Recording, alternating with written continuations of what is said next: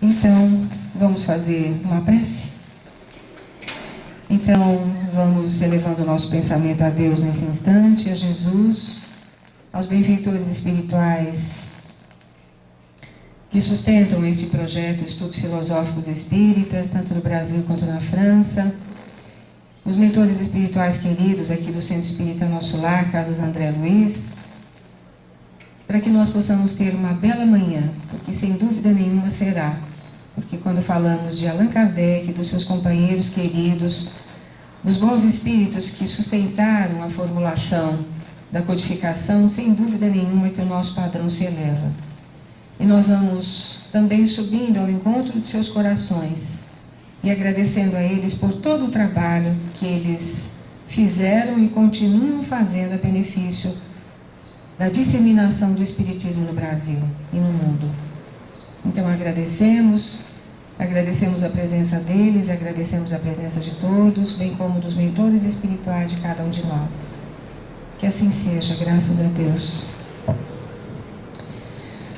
Muito bem, o Espiritismo não é constituído de retalhos, espaços pelo mundo e que foram colhidos pelos espíritos superiores para que Allan Kardec construísse uma colcha.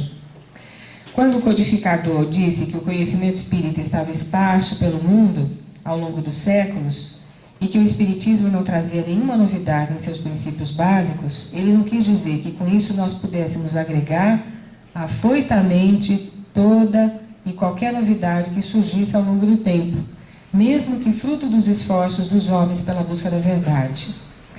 O Espiritismo é em si mesmo uma fonte inesgotável de conhecimentos. Por isso, o Centro de Estudos Filosóficos Espíritas, portal de estudos espíritas inaugurado em 4 de outubro de 2012, a partir do projeto Estudos Filosóficos Espíritas, com seus blogs de pesquisa, vem procurando, por meio também das aulas presenciais em grupos de estudos, primar pela excelência em estudos e pesquisas relacionadas à filosofia espírita e à religiosidade espírita. Nós temos também o apoio aqui do Centro Espírita Nosso Lar, Casa André Luiz, do Conselho Espírita Francês, na pessoa do seu presidente, seu Michel Buffet. Para tanto, também desenvolve ciclos de videoaulas, de palestras, de seminários, contando com a presença de estudiosos espíritas engajados na ideia primária dos espíritos superiores que compuseram a falange do Espírito da Verdade, dentre os quais Allan Kardec. Então, é com grande satisfação que hoje nós contamos com um dos companheiros mais queridos aqui do centro, que é o nosso querido Luciano Minoso. O Luciano é engenheiro elétrico, pós-graduado em telecomunicações, é expositor aqui do Centro Espírita Nosso Lar, Casa André Luiz, já há vários anos, né? Fundador da Associação dos Engenheiros Espíritas de São Paulo e também faz parte do CEF, Centro de Estudos Filosóficos Espíritas. Então, nós vamos ter a palestra do Luciano, que irá até o meio-dia, um pouquinho mais, devido ao atraso, se vocês puderem ficar um pouquinho mais até o final. Nós vamos ter um pequeno intervalo, talvez umas 10h30, né, Luciano? Umas 10h30, um pequeno intervalo, a lanchonete está aberta ali embaixo. E vamos, então, receber o nosso querido Luciano com todo carinho. Aplaudam, por favor.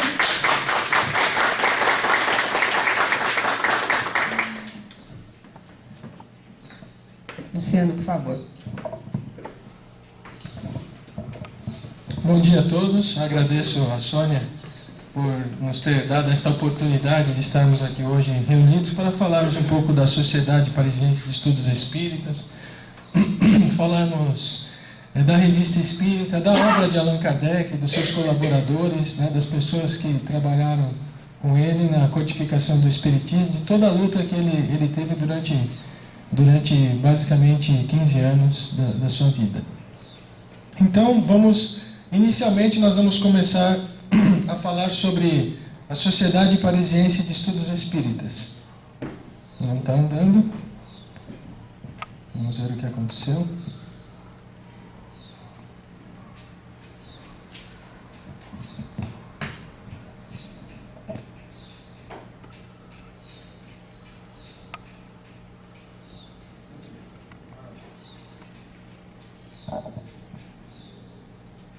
Então, nós vamos começar a falar sobre as primeiras reuniões da Sociedade Parisiense de Estudos Espíritas, que não começaram não começou num local alugado. Começaram aonde? Aonde vocês acham que começaram as primeiras reuniões, o embrião da Sociedade Parisiense de Estudos Espíritas? Começou aonde? Na casa de Allan Kardec. Muito bem. Havia cerca de 6 meses que o Allan Kardec reunia na casa dele algumas pessoas, os colaboradores, os amigos, né? Todas as terças-feiras. E a principal médium era a senhorita Dufault, né? Se bem que o local não podia comportar mais do que 15, no máximo 30 pessoas. Basicamente, o número de pessoas que estão aqui hoje. Tá? Então, nós encontramos isso em obras póstumas. Né? E está aí a figura da senhorita Dufault. Alguns frequentadores, então, propuseram Kardec, Rivail, né, que era o nome de batismo dele, esse local já não está comportando o número de pessoas que vêm assistir a essas reuniões. A gente precisa fazer uma cotização, precisa fazer uma vaquinha, né, como nós conhecemos, e precisamos alugar um lugar próprio para que a gente possa fazer as reuniões da Sociedade Parisiense de Estudos Espíritas. E aí o que aconteceu? O senhor Dufault, ele conhecia o prefeito de polícia, né, e facilitou muito a autorização para a criação da Sociedade Parisiense de Estudos Espíritas. Por quê? Aquela era uma época muito conturbada, de muitas manifestações, então o pessoal tinha muita manifestação, então precisava do quê? Da autorização do prefeito de polícia, que era o General X. Então, se nós entrássemos se o Kardec entrasse como autorização no prefeito de polícia, se ele não tivesse esse conhecimento, essa porta aberta, que era o senhor Dufault conhecer o General X, demorava 3 meses. Demorou quanto? 15 dias. Então, teve aí essa facilidade.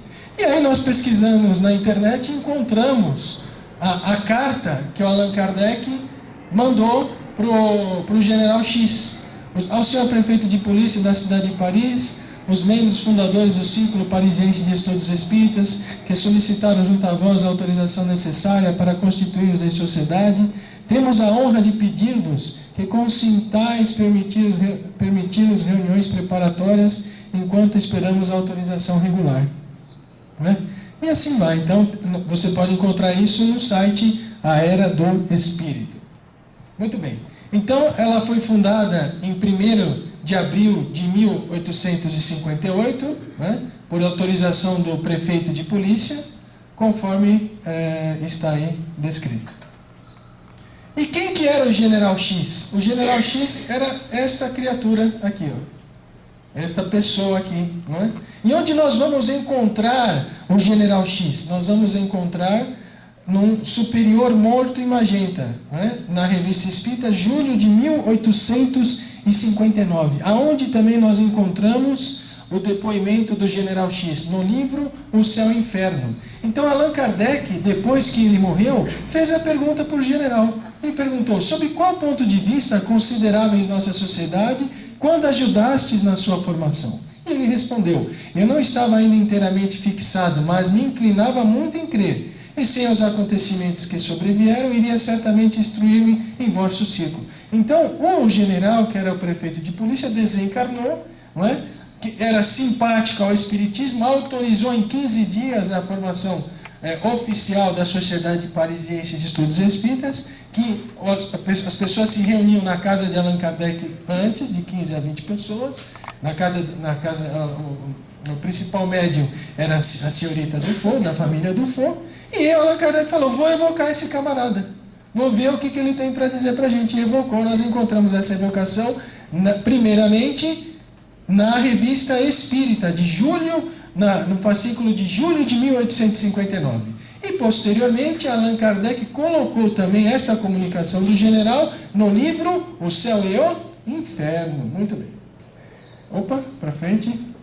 Então, a sociedade se constituiu regularmente, né, se reunia todas as terças-feiras no Palais Royal, Galeria de Valois, onde permaneceu um ano, de 1º de abril de 1858 a 1º de abril de 1859. Se eu não estou enganado, acho que no slide anterior eu pus a fundação em 1º de abril. Acho que é isso mesmo, 1º de abril. Muito bem. Não conseguindo permanecer nesse local por mais tempo, passou a se reunir todas as sextas-feiras em um salão do restaurante no Palácio Royal. Então, a sociedade ela já tinha autorização para funcionar, não conseguiu ficar por muito mais tempo, e aonde os espíritas onde os espíritas se reuniam? No restaurante. Mas no restaurante, Luciano? Mas será que tem ambiente?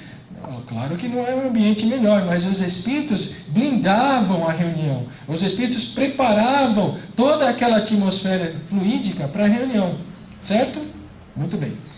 E depois, no Palais Royal, Galeria Montpensier, de 1º de abril de 1859 a 1º de abril de 1860, época em que se instalou no local próprio a Passagem de Santana. Né? Vemos essas informações em um livro Obras Póstumas, né? Palais Royal, Galeria e depois na Passagem Santana. Opa, perfeito.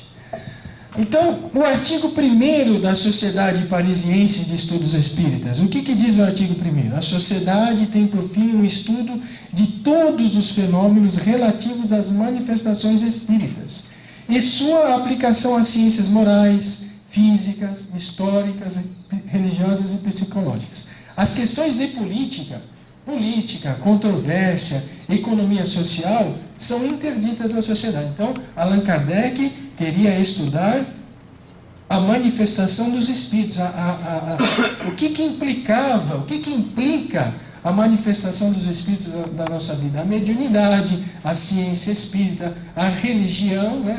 Porque o espiritismo também é religião, nos aproxima de Deus, nos mostra um Deus Pai, um Deus bom, um Deus infinitamente perfeito, nada de questões religiosas e políticas. Então, portanto, Allan Kardec ele foi o primeiro presidente, né? Mas ele não queria ficar como presidente durante muito tempo, ele foi o primeiro presidente, né?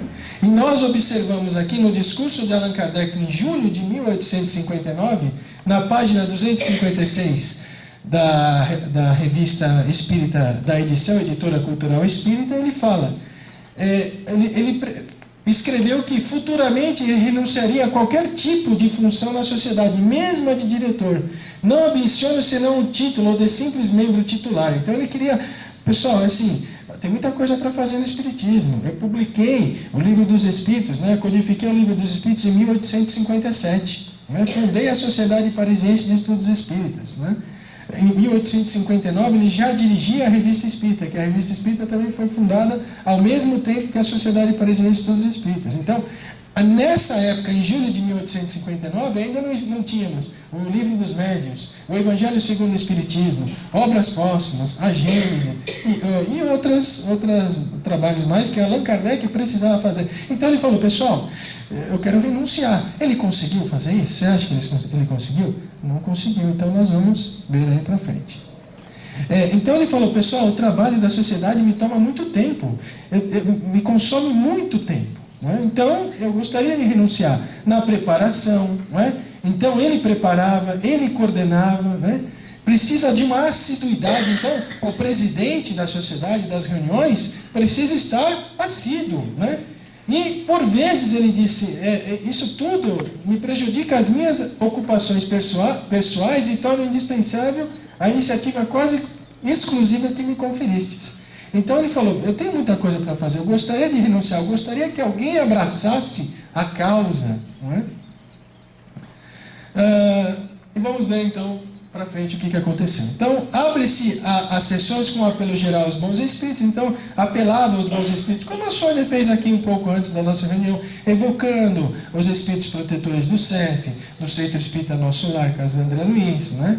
E quais são os objetivos? Estudar e aprofundar todos os fenômenos resultantes das relações entre o mundo visível e invisível, e não convida o público às sessões. Então, a sociedade não era uma sociedade de portas abertas. Não era a sociedade de portas abertas. Para você participar da sociedade, você precisava ser convidado, não é? Por quê? Porque tudo o espiritismo, tudo estava indo muito novo, estava tudo no início. Muito bem. Qual é a missão? Vemos a missão em maio de 1864, no discurso de abertura do 7º ano. Então, o que Kardec diz? A missão da sociedade não é fazer proselitismo, razão porque jamais convoca o público. Não é? O objetivo de seus trabalhos, como indica o seu título, é o progresso da ciência espírita. O espiritismo é ciência? Também. Mas é uma ciência como nós conhecemos? É uma ciência como a física? É uma ciência como a química? É uma ciência psicológica. É uma ciência espírita. Estuda a manifestação dos espíritos, a influência dos espíritos na nossa vida. Uma ciência física, nós podemos criar fenômenos físicos em laboratório? Sim ou não? Podemos. Sim? Não? Sim. Podemos criar fenômenos químicos em laboratório? Podemos. Mas nós não podemos criar a nosso bel prazer os fenômenos espíritas numa sala de reunião. Porque é preciso que tenhamos médiums, não é? Psicógrafos, psicofônicos, clarividentes, dupla vista, etc. Precisamos ter os médiums desenvolvidos, obviamente, educados. Depois nós precisamos que os espíritos possam e queiram se comunicar. Queiram se comunicar. E possam se comunicar. Possam se comunicar significa tenham a autorização de Deus para que o façam. Quando Allan Kardec, na Sociedade Parisiense de Estudos Espíritas, evocou o general X, ele tinha a intenção de evocá-lo. O general queria manifestar-se. Mas, acima de tudo isso, foi permitido por Deus. Então, os fenômenos espíritas não se criam em laboratório no momento que nós queremos. Não é? Mas é uma ciência espírita. Muito bem. Ciência espírita, como nós falamos. E qual é vamos falar um pouco do funcionamento e objetivo. Processa seus trabalhos com calma, com recolhimento, não é? E, obviamente, respeitar os espíritos que não estão mais conosco, que estão no mundo espiritual. Não é? Na verdade, todos nós estamos aqui de passagem, reencarnados, não é? Não estamos na nossa primeira encarnação, também não estamos na nossa última. Tantas quantas forem necessárias, reencarnaremos. Então, os trabalhos da sociedade precisavam ter calma, precisavam ter respeito àqueles espíritos que estavam presentes na reunião, que queriam se manifestar. Não é?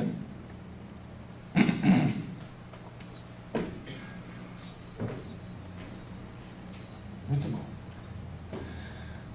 Estuda também as consequências morais e a sua verdadeira utilidade. Admissão de sócios. Vamos ver um pouco sobre a admissão dos sócios. Primeiro, eu quero ser sócio da Sociedade Parisiense de Estudos Espíritas. Rodrigo? É Rodrigo, né? André. Não é o Luiz, é o André. Só. O André quer ser sócio da Sociedade Parisiense de Estudos Espíritas. Pedido escrito ao presidente e assinado por 2 apresentadores. Então, por exemplo, a Ivone e o Douglas escreve um pedido ao Allan Kardec dizendo que o André quer participar da Sociedade Parisiense de Estudos Espíritas. Não serve só a Ivone, não serve só o Douglas. Precisa um pedido de 2 membros. Segundo, que o postulante tenha conhecimento do regulamento e se comprometa a observar. Então, que o André conheça o regulamento. Então, o Douglas, a Ivone dá o regulamento para o André lê o regulamento e se compromete a observar. Né? Muito bem.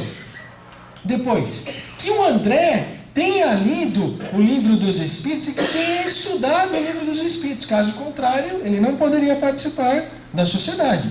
Porque a Sociedade Parisiense de Estudos Espíritas eram estudos que estavam sendo realizados. Allan Kardec estava codificando o Espiritismo. Muito material que ele recebeu na Sociedade Parisiense de Estudos Espíritas estão publicados nas obras posteriores que ele codificou. O Livro dos Médiuns, o Evangelho segundo o Espiritismo, o Céu e o Inferno, a Gênese, que vocês, se não estudarem, vão ter a oportunidade de estudar e vão verificar isso. Então, não era tão simples, né?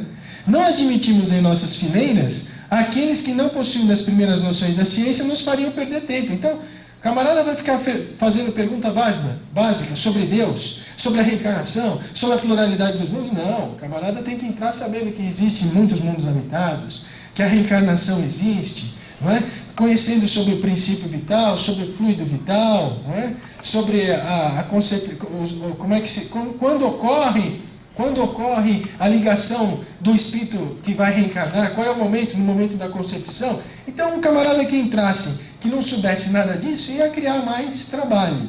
Por isso que o Allan Kardec, no regulamento, falou 2 membros, cartão presidente apresentando a criatura, e a criatura se compromete com isso.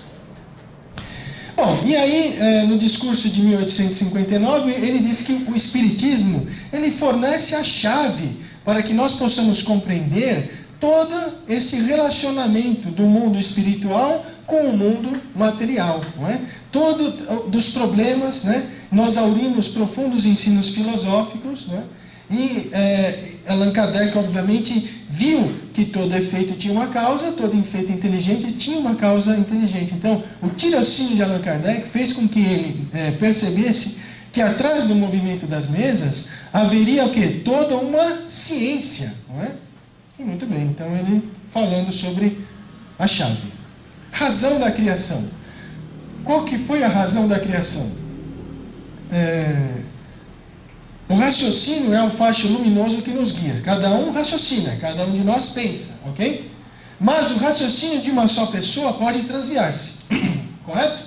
É isso que Allan Kardec sempre pregou. Então, eu sou o codificador do Espiritismo, codifiquei o Espiritismo, publiquei o Livro dos Espíritos, mas quero criar a sociedade para que as pessoas possam trabalhar junto comigo, para que as pessoas possam colaborar no Espiritismo, na codificação do Espiritismo, e que, eventualmente, se eu me transviar, que elas possam me ajudar, que todos nós possamos pensar junto, pensar em conjunto. Então, essa foi a razão da criação da sociedade, né? Reunir em sociedade a fim de nos esclarecermos mutuamente para um concurso recíproco das nossas ideias. Então, enfim, qual foi uma das razões da sociedade? Controle universal dos espíritos. Já ouviram falar de controle universal dos espíritos? Né? Um médium pode ser enganado, mas você enganar 10 médiums é mais difícil. Concorda ou não? Então, Erasto, em O Livro dos Espíritos, fala é melhor você rejeitar 9 verdades do que aceitar uma mentira. Ok? Então, um espírito pode enganar o médium, não é? Mas enganar várias pessoas fica mais difícil. Então, a razão da criação da sociedade, controle universal dos espíritos. Evocações. Então, Allan Kardec, obviamente, que fazia muitas evocações na sociedade. Numerosas evocações. Vemos aqui o discurso de encerramento da Sociedade Parisiense de Estudos Espíritas, julho de 59, na edição. Numerosas evocações temos feitos, permitiram-nos que dirigíssemos um olhar investigador. Então, Allan Kardec evocou os espíritos. Ele queria estudar os espíritos em todas as condições. Pergunto a vocês, quando você desencarnar, você acha que você vai se tornar uma pessoa melhor ou pior? Depende, né? Depende de mim. Depende de você. Depende de você agora. Mas você acha que você vai desencarnar, vai se tornar um santo? Não, claro que não. Então, obviamente, ninguém vai dar susto em Deus. Se você é bom, vai continuar bom. Se você é ruim, vai continuar ruim. Ou seja, nós vamos desencarnar e no mundo espiritual vamos estar do mesmo jeito que estamos aqui quando encarnados. Então, Allan Kardec tinha muito material para pesquisar. Espíritos de suicidas, espíritos de criminosos arrependidos, espíritos em situações felizes, espíritos em situações tristes. Ele queria evocar. Então, ele fazia muitas evocações e se utilizava o quê? De um corpo de médiuns. Muito bem. Onde nós podemos encontrar as várias evocações de espíritas feitas por Allan Kardec na sociedade, além da Revista Espírita? Para tirar 10, hein? Aonde nós podemos encontrar, além da Revista Espírita, as evocações de Allan Kardec? Para tirar 10, hein? Obras póstumas? Evangelho segundo o Espiritismo? O Céu e o Inferno. Muito bem. O livro O Céu e o Inferno, publicado em 1865. Muito bem. Então, quando nós vemos na segunda parte do livro O Céu e o Inferno, nós observamos que Allan Kardec registrou na segunda parte 66 manifestações de espíritos. 17 felizes, 6 espíritos em condições medianas, 10 espíritos sofredores, 9 espíritos suicidas, 5 criminosos arrependidos, 5 endurecidos e 14 expiações terrestres, num total de 66.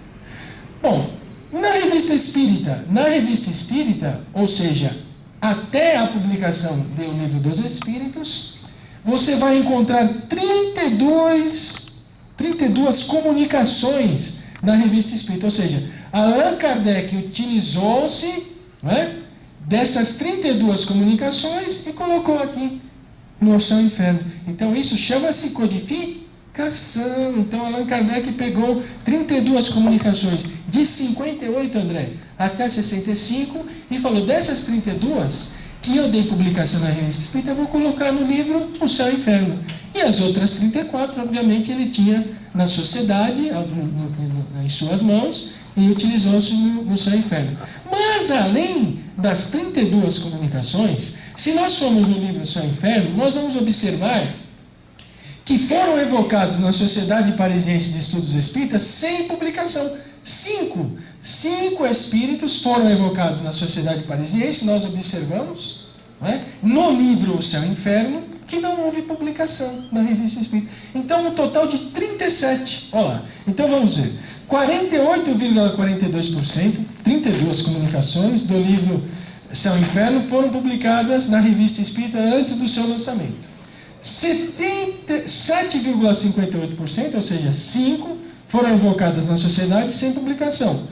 43%, 29 foram recebidas de fontes diversas, né, que estavam sob o poder de Allan Kardec. Uma evocação interessante nós encontramos em janeiro de 1860, terceira evocação do Sr. Conde R.C. Ele era um membro da sociedade. Então Allan Kardec, em uma das suas evocações, falou: bom, não basta apenas nós evocarmos os espíritos que estão desencarnados. Precisamos também evocar os espíritos encarnados. Os espíritos encarnados podem se comunicar? Sim, podem se comunicar. Mas é preciso que o corpo esteja dormindo.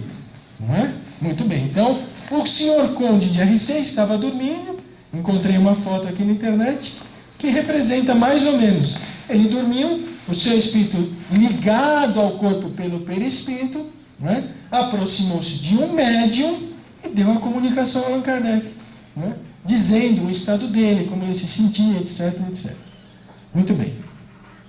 Muitos espíritos que se comunicaram não tiveram suas mensagens publicadas. Então, nem todo espírito que se comunicou, Allan Kardec publicou na Revista Espírita. Mas ele fez aqui uma menção muito interessante do Adam Smith, que é o pai da economia. Já ouviram falar do Adam Smith? Existe algum administrador aqui na classe? Aqui na sala? Alguém já ouviu falar? Não ouviu falar, não tem problema. O Adam Smith, ele é o pai da economia moderna. É um cara importante? É um cara importante. Muito bem. Ele se comunicou a primeira vez em Liverpool pelo médium Sr. Rabash, ou seja, na Inglaterra, e as perguntas feitas em francês, as respostas eram dadas em inglês. Olha que interessante. E o que ele escreveu para o Sr. Rabash? Então aqui eu peguei uma foto de um livro, né, A Teoria da Moral do Sentimento, e ele escreveu: nessa entrevista, Adam Smith critica o ponto de vista que serviu de base ao seu sistema econômico. Então o Adam Smith, depois de desencarnar, reconhece que o seu sistema econômico precisa de alguns acertos. Por quê? Porque os espíritos, depois do desencarne, continuam progredindo. Se nós temos escola aqui no mundo dos encarnados, também temos escola no mundo dos encarnados. E nada impediria que o Adam Smith desse uma comunicação fazendo uma retificação daquilo que ele publicou quando encarnado. Diz ele que se hoje escrevesse o seu livro Sentimentos Morais, daria a esses, por princípio, a consciência inata, tendo por móvel especial o amor. Muito bem. E ele foi evocado em 11 de maio na sociedade e também comunicou-se em uma sessão particular na residência do Allan Kardec. Então, na residência do Allan Kardec, ele também se comunicou. Então, peraí, Kardec trabalhava na Sociedade Parisiense de Estudos Espíritas e nas horas que não estava na sociedade, também trabalhava com o espiritismo na sua casa? Sim, senhor, também trabalhava. Veja, para a médium, senhora Costel, respondia em francês.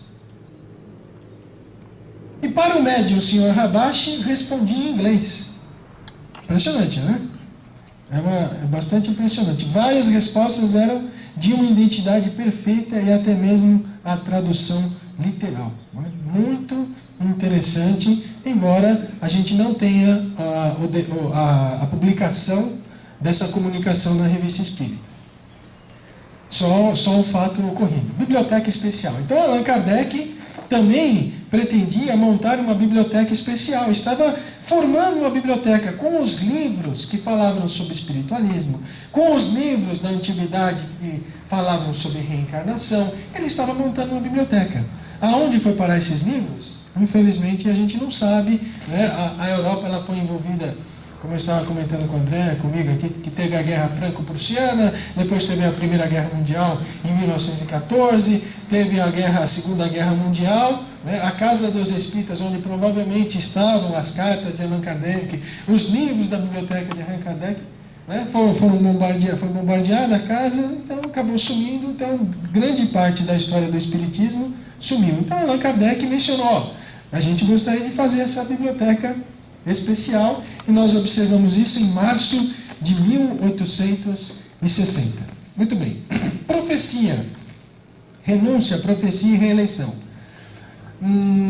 A gente já tinha falado isso, né? Anteriormente, voltamos aqui. Ele queria renunciar a qualquer função na sociedade, simples membro titular, longos e laboriosos estudos, né?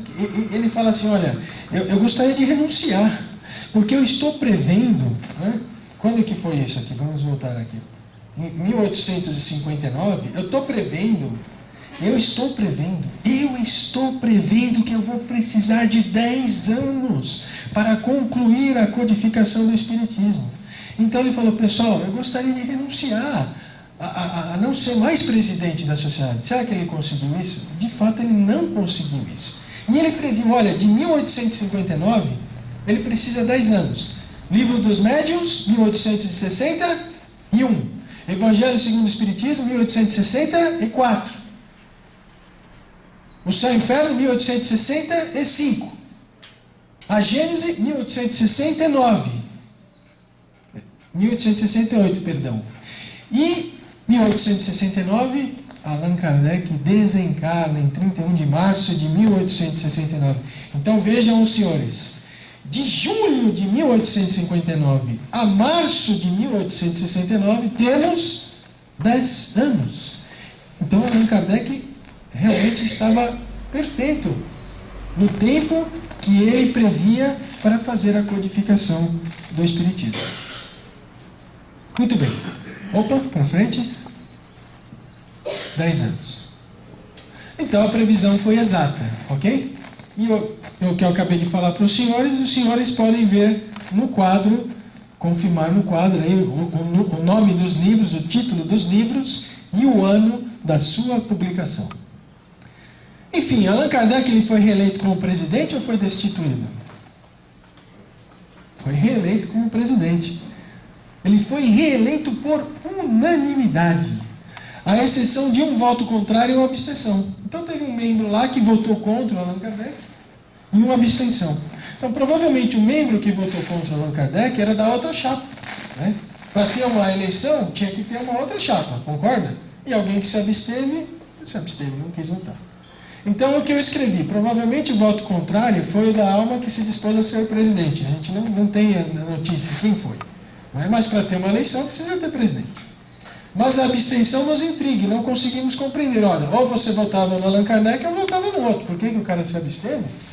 Então, sempre tem aí as pessoas que se abstêm e realmente não conseguem compreender. O voto contrário pode ter sido do próprio Allan Kardec? É uma possibilidade que eu não estava pensando.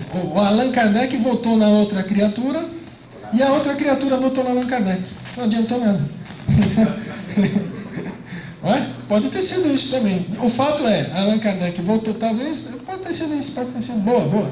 Como é o seu nome? Seu nome? Jorge. O Jorge pode ter descoberto aí um mistério. Muito bom. Ele era sócio, ele votava também. Então, muito bom. Enfim, os membros da sociedade se reúnem em cerca de 70. Então, em 1865, ele falou que os membros da sociedade se reúnem em cerca de 70. Mas nós vamos ver que lá para frente ele fala em cerca de 100. E nós vamos reavaliar este número também. Inicialmente, leram um capítulo do Evangelho, depois o protocolo da sessão precedente. Presidente espiritual da Sociedade Parisiense de Estudos Espíritas. O Centro Espírita Nosso Lar, Casa André Luiz, tem o seu presidente espiritual? O que vocês acham? Sim ou não? Sim. O Brasil tem um guia espiritual? Sim ou não? O Estado de São Paulo tem um guia espiritual? A cidade tem um guia espiritual? Então a Sociedade Parisiense de Estudos Espíritas não podia ser diferente. Certo, Jorge? André? Rosana? Rosângela? Rosana? Quem é a Rosângela? Eu sei. Rosana? Muito bem. Não poderia ser diferente. Alguém arrisca dizer quem era o presidente da Sociedade Parisiense de Estudos Espíritas? Para tirar 10, hein? Vamos ver? Alguém arrisca?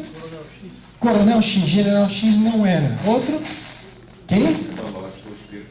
O Espírito da Verdade também não era. O Espírito da Verdade é o chefão. Ele era o coordenador de todos, né?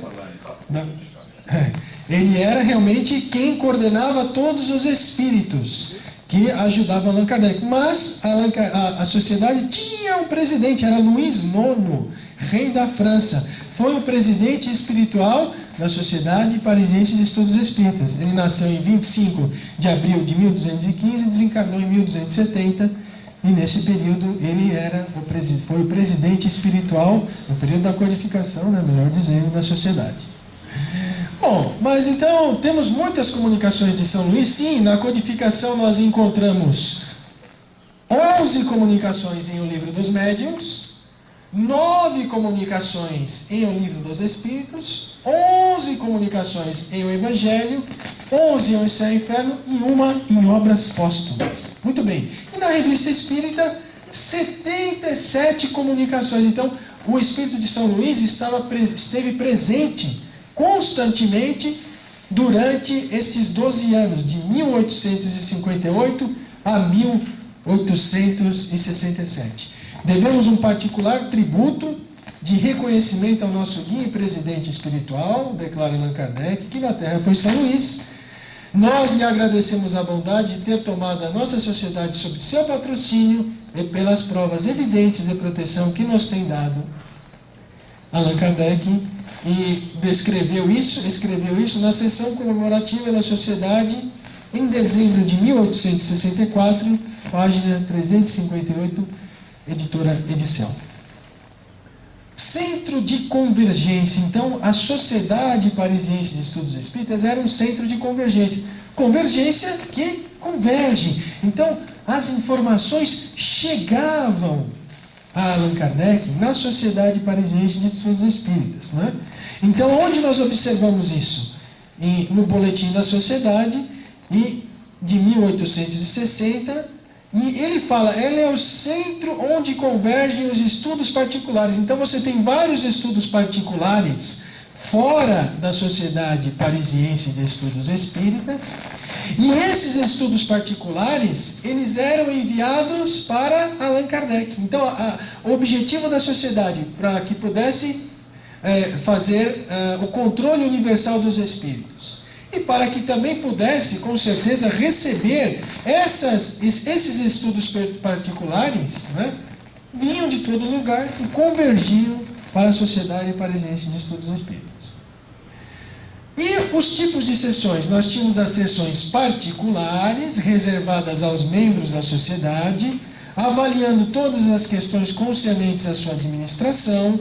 Como hoje está ocorrendo aqui no Centro Espírita Nosso Lar, Casa André Luiz, existe uma assembleia, a Assembleia dos Diretores, do Corpo Diretivo, que estão analisando as questões doutrinárias, as questões administrativas, as questões de importância para o Centro Espírita Nosso Lar, Casa André Luiz. E na sociedade tinha essas sessões particulares, né, que reclamavam atenção e etc. E não podia ser essa sessão aberta às pessoas estranhas. E a sessão geral aberta ao público convidado que deseja tornar-se membro. Então as sessões eram alternadas. Sessão particular, sessão geral, sessão particular, sessão geral. Ok? Compreendido? Muito bem. Um outro aviso de Allan Kardec, né? Dizendo que tudo que diz respeito à sociedade, né, dirigir-se ao Sr. Allan Kardec na Rua dos Mártires, ou ao Sr. Ledoyen, que é livreiro na Galeria d'Orléans do Palácio Royal. Sobre os trabalhos da sociedade. Então, o Georges, que é um espírito familiar, em setembro de 1860, falou da necessidade de ser observada a maior regularidade nas vossas sessões, isto é, de evitar-se toda a confusão, toda a divergência de ideias, sugerindo às pessoas para que realmente possam estar bem unidas. Não é? Orçamento. E o Allan Kardec fala, longe de visar o número mais prejudicial, Allan Kardec queria a qualidade. Não é? Ele fala que em vez de 3.000 sócios, jamais teve 100. Isso em junho de 1863. Allan Kardec desencarnou em 31 de março de 1869. Então, em junho de 1863, ele fala 100 sócios. Nós vamos ver que esse número é um pouco maior. Não é? Mas eu não disse que teve 100. Eu disse que em vez de 3.000... Jamais teve 100. Teve 100, ou seja, não calculou. Nem chegou a 100. Nem chegou a 100. E nós vamos rever esse número um pouco mais para frente. Né? Muito bem. Então, não recebia o quê? Dinheiro. Para você participar da Sociedade Parisiense de Estudos Espíritas, você não era remunerado. Não eram remunerados o presidente, o vice-presidente, os secretários e os médios. Então, era um trabalho de doação. Ninguém era remunerado. Não é? Ao contrário de não ser remunerado, eles doavam dinheiro, ok? Contribuíam com a Sociedade Parisiense de Estudos Espíritas. O que vem a ser isso? Uma honra, em virtude de que eles estavam construindo um mundo melhor. Tá? E portas fechadas para o público. Então, um lembrete aqui. Quando a gente frequenta o centro espírita, a gente vê, puxa, está tudo tão limpinho, né? Está tudo bem arrumadinho, está tudo bem organizado. Mas alguém limpou, não é? Alguém arrumou, não é verdade? Então, a gente aqui não quer fazer uma apologia da doação, não é? Ah, se você não doar, você não vai se sentir melhor no mundo espiritual, você não vai ser considerado. Mas a questão é, a gente vem no centro espírita, está tudo tão limpinho, está tudo tão arrumadinho, alguém limpou, alguém arrumou, e para ter essa arrumação e essa limpeza, tem uma manutenção, tem um custo. Então, ou seja, se a gente puder ajudar, vamos colaborar, vamos seguir o exemplo de Allan Kardec, não é? Na Sociedade Parisiense de Estudos Espíritas.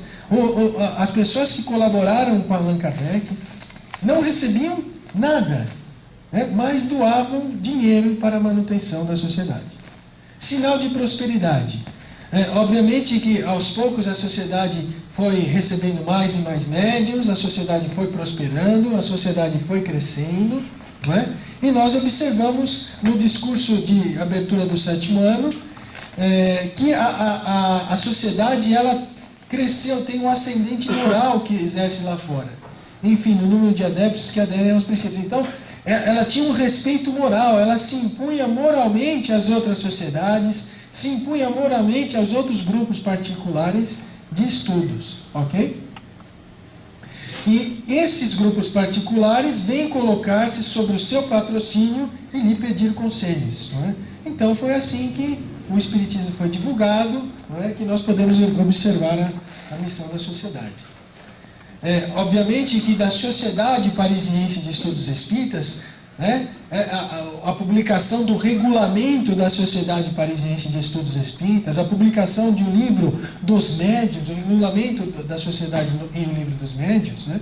A publicação dos fascículos da Revista Espírita fomentou a criação de grupos particulares, fomentou a criação de outras associações e entidades espíritas. Ok? Muito bem. Agora, vocês acham que a Sociedade Parisiense de Estudos Espíritas ela tinha que se ater mais aos fenômenos do estudo da mediunidade ou os fenômenos de efeito físico? O que vocês acham? Os fenômenos da mediunidade, afirma André. Então vamos ver o que ocorreu com relação a essa questão. Manifestações físicas. Então pesquisamos aqui em julho de 1860, houve muitas manifestações físicas produzidas pelo filho do Sr. N, menino de 13 anos, não é? E essas manifestações físicas nós podíamos ouvir as evoluções das batidas militares. Naquela época, quando o exército ia para a guerra, tinha os tambores, né? Não tinha, já assistiram os filmes que tinha os camaradas que tocavam os tambores, etc. Então as manifestações físicas podiam ver as evoluções militares, os tiros de canhão, os tiros de espingarda, etc. Manobras de artilharia, ataques de forte, tomando seus objetos. Mas as manifestações físicas não eram o objetivo da sociedade, como muito bem informou aqui o André. São Luís ele fez essa advertência, não entrar nessa via de experiência, porque Allan Kardec, já em 1860, ele já sabia que os espíritos existiam, que os espíritos se comunicavam, ele não precisa de mais nenhum tipo de prova física. Então tinha muita coisa a se fazer para codificar o espiritismo. Se ele se aventurasse, né, em receber as manifestações físicas, né, e evocar os espíritos para produzir as manifestações físicas, muito possivelmente ele perderia toda a proteção dos espíritos protetores, do presidente espiritual São Luís e de outros, e iria por um outro caminho que não era o esperado pela falange do Espírito de Verdade, pelo próprio Espírito de Verdade. Progressão dos médios, né, nós temos notáveis progressos dos médios, os médios progredindo, né?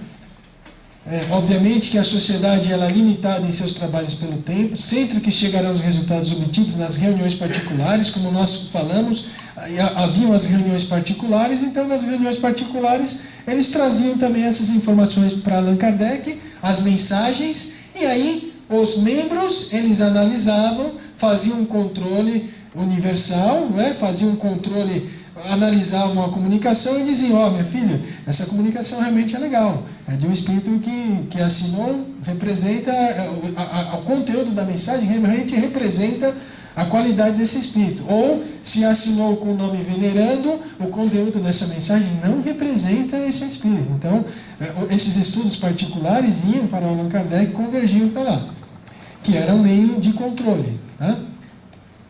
Muito bem.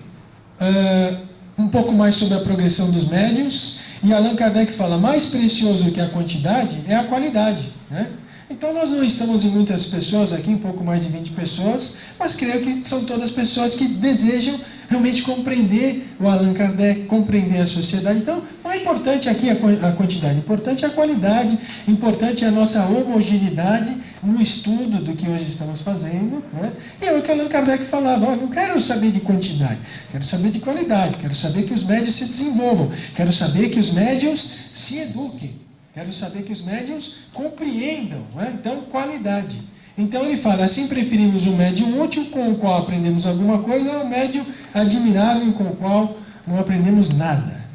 Então, em julho de 1860, ele fala: em julho de 1860, nós tivemos a ter 14 comunicações em uma sessão. Agora, 14 comunicações com qualidade. Então é aí que nós vemos o progresso dos médiuns. 14 comunicações com qualidade. Não era apenas dessas 14 comunicações, 3 com qualidade, mas eram 14 comunicações com qualidade. Então veja que os médiuns realmente estavam educados, os médiuns estavam assessorados pelos bons espíritos e as comunicações realmente estavam com qualidade. Muito bem. Obviamente que esse aqui é um detalhe que nós precisamos comentar. Os espíritos queriam instruir Allan Kardec, os espíritos queriam divulgar mais informações a Allan Kardec, mas não podiam fazer isso apenas com um médium ou com 2 médiuns. Por isso que os médiuns foram desenvolvidos, que os médiuns transformaram-se em espíritas e foram, né, levados a ingressar na sociedade, a tornar-se membro, para que Allan Kardec pudesse ter material. Então, ele fala: os espíritos desejavam aumentar o círculo de ensino, também deveriam aumentar os instrumentos. Ok? Muito bem. Sociedade científica. Antes de tudo, é uma sociedade científica de estudos e não uma sociedade de ensino. Jamais convocou o público, etc. Então, foi o primeiro laboratório espírita do mundo. Então, o laboratório espírita, né?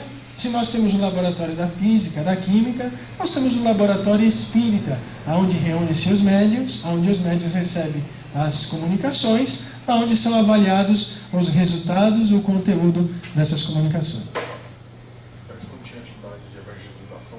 Não tinha atividade de evangelização. É esse slide. As escolas espíritas, os cursos como nós temos hoje, estavam reservados para o futuro, não é? Então Allan Kardec, obviamente, estava codificando o Espiritismo, estava preparando o material para que nós pudéssemos hoje termos as escolas, a evangelização infantil, que é muito importante. Então as pessoas falam assim, falando em evangelização infantil: eu não vou evangelizar meu filho, porque meu filho, quando crescer, ele vai escolher a religião que ele deseja.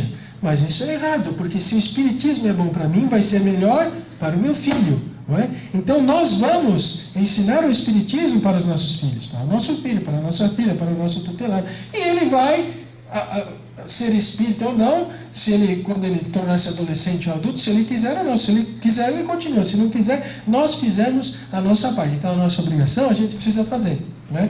Deixar com que a pessoa escolha não é legal, não é? Que a criança escolha não é legal, não é esse o objetivo, não é? Pelo menos nos pais espíritas, não é?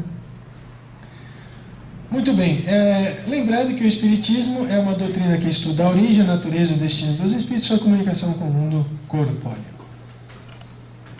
E a Anna Blackwell? Já ouviram falar da Anna Blackwell? A Anna Blackwell, tradutora e membro correspondente de Allan Kardec. Ela traduziu o Livro dos Espíritos para o inglês. Muito bem. Então, uma breve e sucinta informação: uma pessoa muito importante na história do Espiritismo, pois além de amiga pessoal do casal Allan Kardec, participou de reuniões na Sociedade Parisiense de Estudos Espíritas e foi quem traduziu a obra para o inglês. No prefácio do Spirit's Book, em 1876, etc, etc. Né? Foi jornalista, professora, etc. E aqui, Washington, que é um pesquisador espírita, né, bastante renomado, escreveu mais de 500 artigos espíritas na imprensa espírita. Ele fez essa pesquisa, né, sobre a Anna Blackwell, colocou aqui algumas partes da sua biografia. Seu pai trabalhou em refinarias, a família mudou-se para a Inglaterra, para Nova York, em 1832 depois em Jersey, 38 depois em Kentucky, Carolinas e Filadélfia. Então, eu acho interessante aqui mencionar Washington, porque assim, né, ninguém conhecia a fotografia da Anna Blackwell antes da pesquisa que Washington fez. E ele descreve aqui que foi muito difícil conseguir essa fotografia da Anna Blackwell, e hoje é uma fotografia que está na internet, está no mundo, não é? Essa importante criatura, esse importante membro da Sociedade Parisiense de Estudos Espíritas, que foi a Anna Blackwell, que traduziu o Livro dos Espíritos para o inglês. Então, a Anna Blackwell e The Spirit's Book. Muito bem. Acervo de mensagens. Será que Allan Kardec tinha muitas mensagens no acervo da Sociedade Parisiense de Estudos Espíritas? Então ele escreveu em 1863: não fiquem admirados da impossibilidade de publicá-las todas, quando souberem que, além das já publicadas, há mais de 3.600 mensagens. Além das já publicadas em 58, 59, 60, 61, 62 e abril de 63, há mais de 3.600 mensagens. Muita mensagem. Bom, aí a gente fala assim, mas quantas mensagens ele poderia ter no acervo, Allan Kardec? Se de 58 a maio de 63 constava 3.600 mensagens recebidas e não publicadas, estimamos que até 31 de março ele tinha em seu acervo até 10.940. Luciano, 10.940? De onde você tirou esse número? Vamos ver. Será que Allan Kardec leu as 3.600 mensagens? O que vocês acham? Será que ele leu? Sim ou não? Sim. Então, das 3.600 mensagens, 3.200 não eram publicáveis.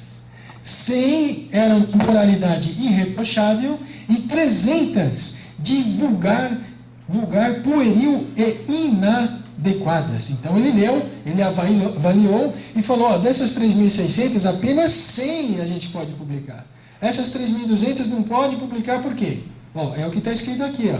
Uma coisa pode ser excelente em si mesma, muito boa para servir de instrução pessoal, mas o que deve ser entregue ao público exige condições especiais. Infelizmente, o homem é propenso a imaginar que tudo que lhe agrada deve agradar aos outros. Então, por exemplo, a Ivone, o pai da Ivone se comunica: Ivone, fique tranquila, tenha forças, vai tudo melhorar, e etc. O seu marido vai ficar bom, ele vai ter uma cirurgia adequada, etc. Então, isso é uma comunicação particular, não tem interesse ao público, não é? Mas todo mundo acha que recebendo uma comunicação particular, acha que essa comunicação tem que ser publicada. Allan Kardec raciocinava, avaliava e falou: peraí, dessas 3.600, apenas 100 podem ser publicadas.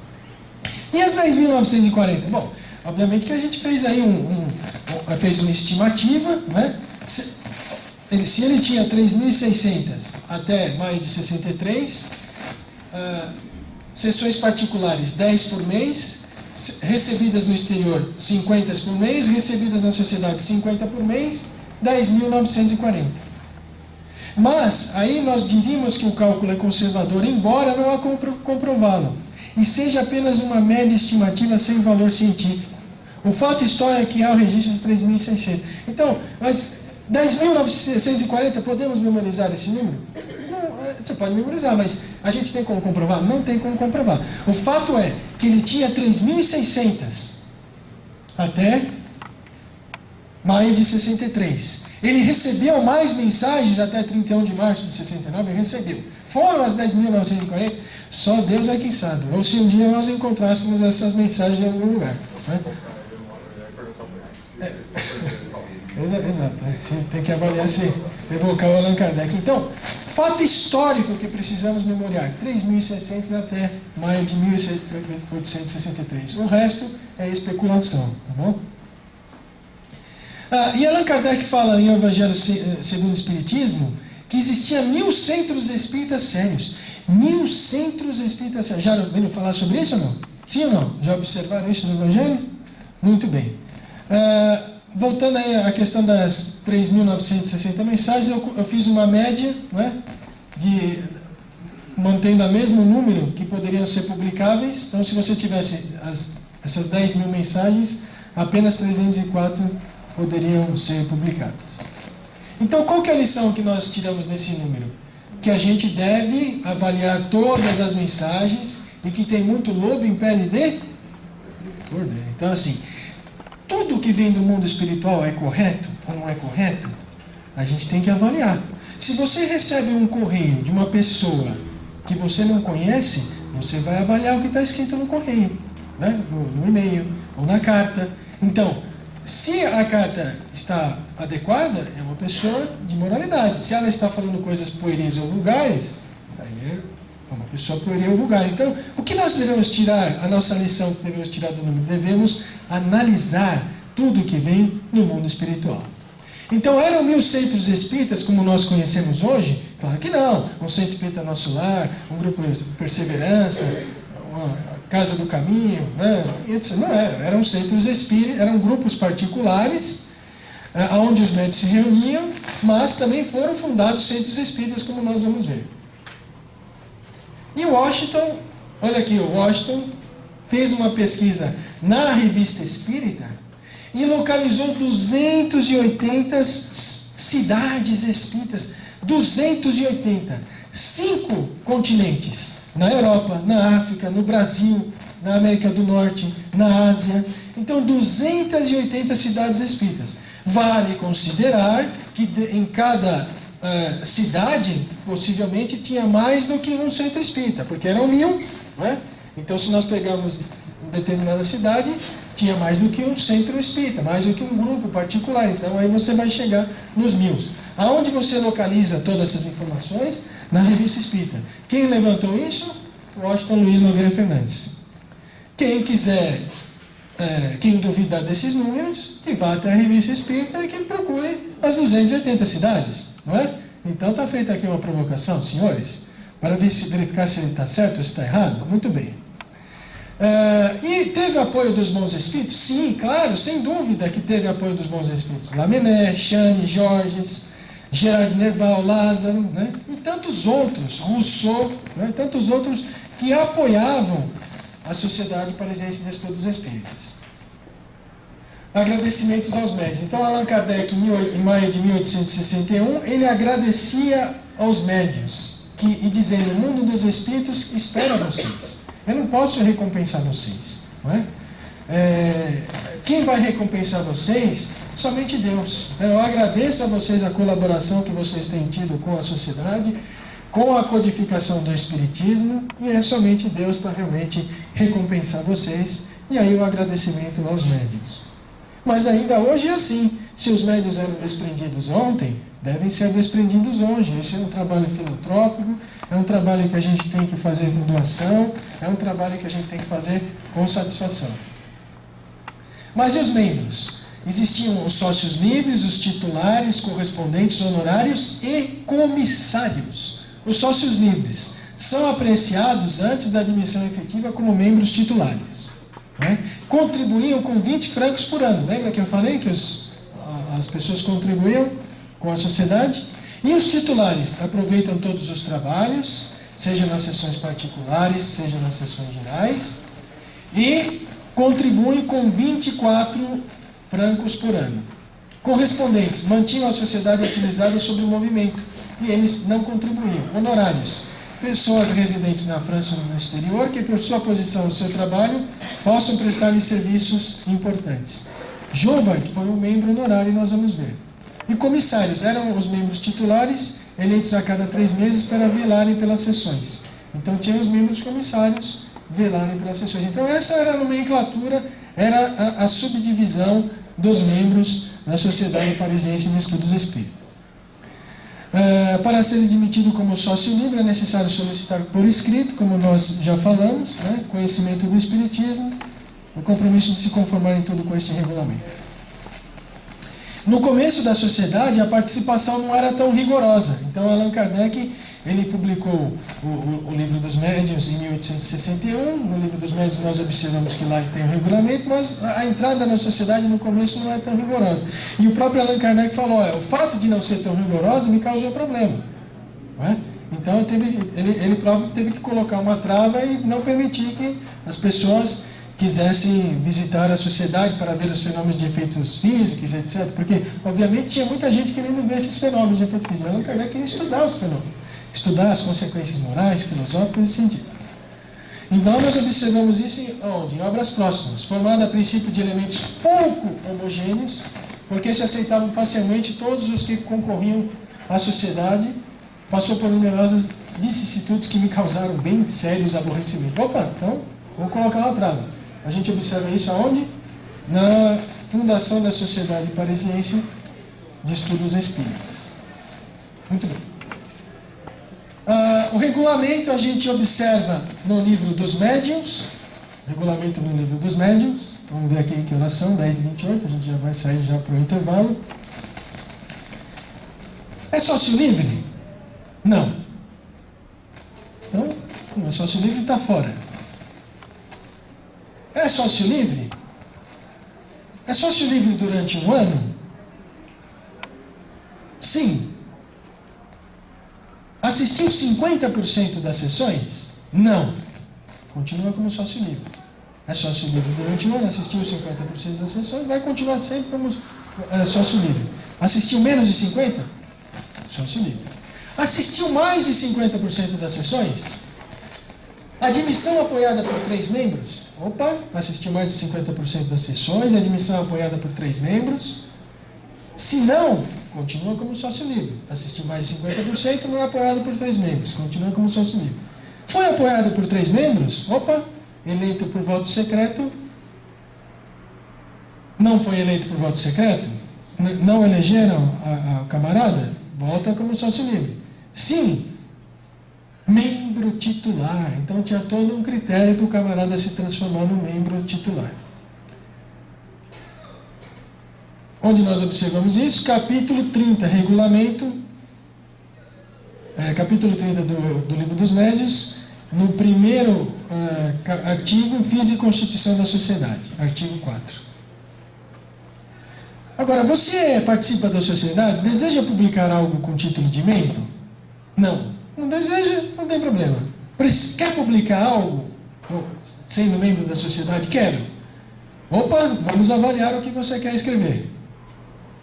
Se não está ok, será convidado a modificá-lo ou renunciar à sua publicação ou não publicá-lo como título de membro. Você pode publicar, mas não ponha que você é membro da sociedade. Você tem o direito, mas não assine como membro da sociedade. Quer publicar? Tudo bem, mas vamos avaliar o que você quer publicar se você quer assinar como membro da sociedade. Tá ok? Beleza. Ok, vamos para frente. Também observamos no regulamento no livro dos membros. Causou perturbação? Então, quer dizer, aquelas pessoas que causam perturbação poderiam ser retirados? Não? Beleza, continua assistindo a reunião. Sócio livre, membro titular, etc. Causou perturbação? Opa, advertência. Dá uma advertência para o camarada. Votação é maior do que 3/4 dos membros presentes? Não. Continua na reunião. Sim. Está excluído. Então, causou perturbação maior do que 3/4 do pessoal presente na reunião? Está excluído. Então, não tinha espaço para bagunça. Tá certo? Causou perturbação, advertência, depois exclusão, expulsão. Esse é o regulamento da sociedade. Então, Allan Kardec fala, sem homogeneidade, união simpática, né? Não há relação afetuosa, estabilidade, não há calma, não há trabalhos sérios. Então, de onde concluímos que a homogeneidade é o princípio vital de toda a sociedade, o reunião espírita. Homogeneidade? Tem homogeneidade? Não há trabalhos sérios. Tem homogeneidade? União simpática? Tem. Tem relações afetuosas? Tem. Tem calma? Tem. Trabalhos sérios. Ok? Homogeneidade é o princípio vital de uma reunião espírita. Né? Então, todos já conhecem o que é o princípio vital? Já estudaram o princípio vital? Do livro dos Espíritos? Né? Então, Allan Kardec fala que a homogeneidade, a afetuosidade, é o princípio vital, é a energia, né, que vai movimentar a reunião espírita.